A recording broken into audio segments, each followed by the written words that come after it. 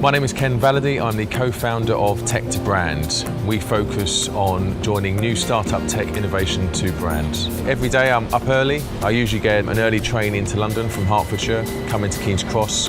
I need to get out, I need to go into the ecosystem, I need to meet people.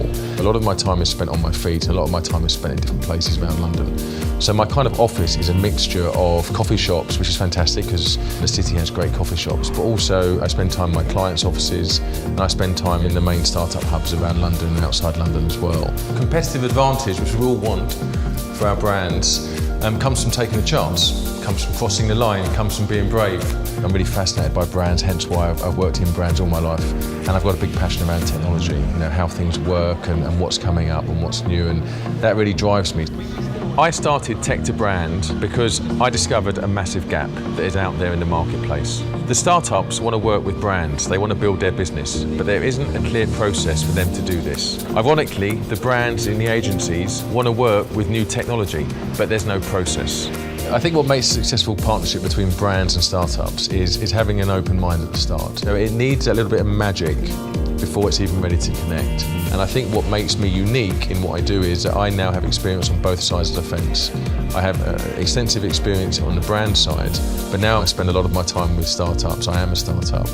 So I'm working on briefs now from leading brands in the car industry, in the fashion industry, in the telecommunications industry, in the fast food industry, in the alcohol industries. Brands that have lots of different challenges and requirements. And that's fantastic for me because that means I can go out to the startup hubs, to Tech City, and I can look for opportunities. And with my marketing mindset, I can actually identify opportunities for these brands. The best ideas have come from doing.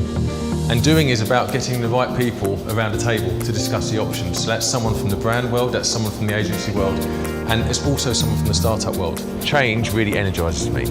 And what energises me more than anything is meeting people who can help make change happen.